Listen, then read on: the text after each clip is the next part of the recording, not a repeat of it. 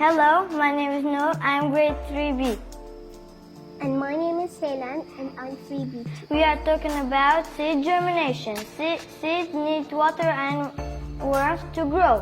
When the seed breaks out, we call it germination. And when the small plant grows, it's young plant.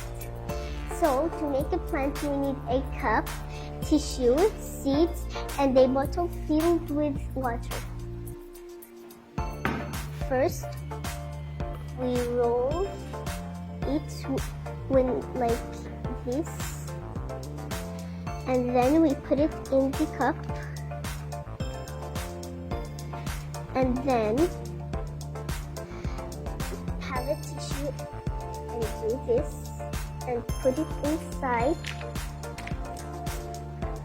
and then put the seed next to the cup.